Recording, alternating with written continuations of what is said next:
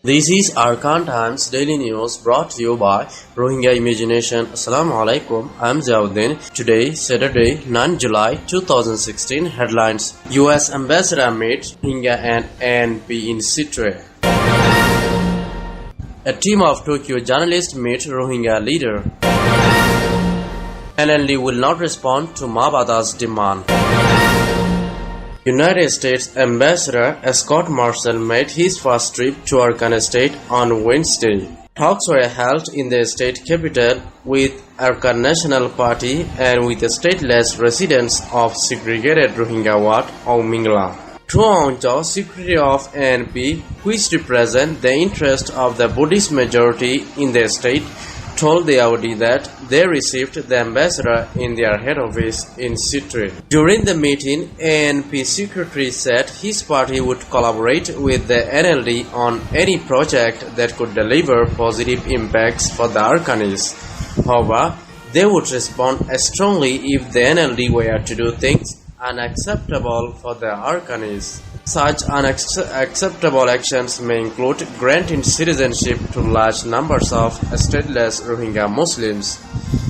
ANP have been adamant that most of those who self-identify as Rohingya are illegal Bengali immigrants who do not belong to the state.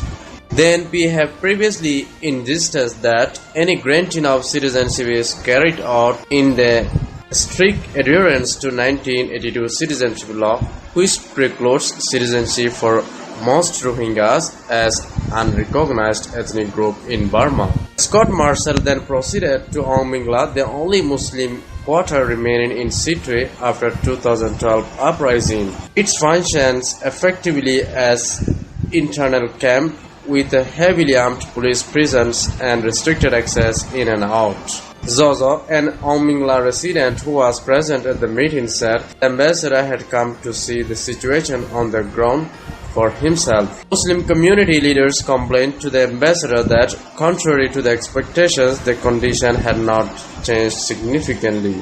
Particularly, they wished to regain freedom of movement so as to access medical care and education and to participate in trading as was the case before 2012 riots. Our first priority is to get back to normal condition, Zozo told the Audi after the meeting.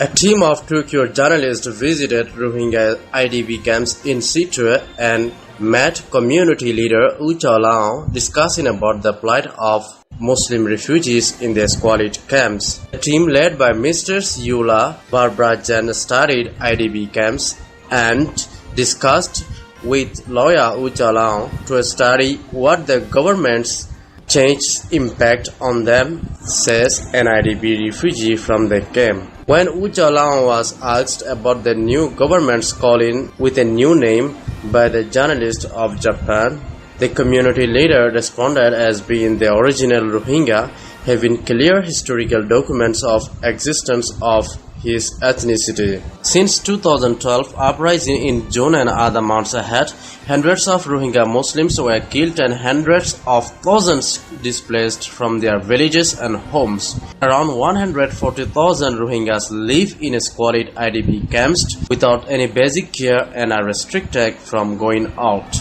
Denying citizenship to more than 1 million Muslim population in Arakan or Rakhine state, the community has been the victims of a number of violences and crackdowns of Buddhist extremists and military governments for decades.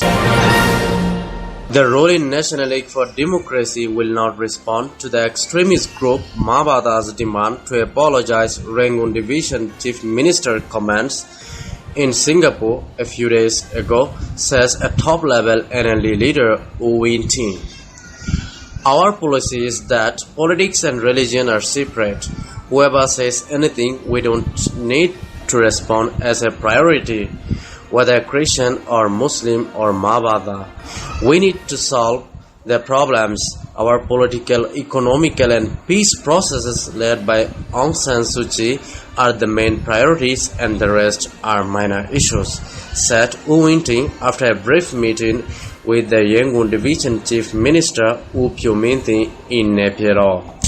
While addressing the Burmese community in Singapore, Chief Minister Kyu Min Thin said that the country doesn't need the extremist group Mabata as it has Tenga Mahanayaka group. A number of the terror group supporters protested at Yangon International Airport at the arrival of the Chief Minister from Singapore.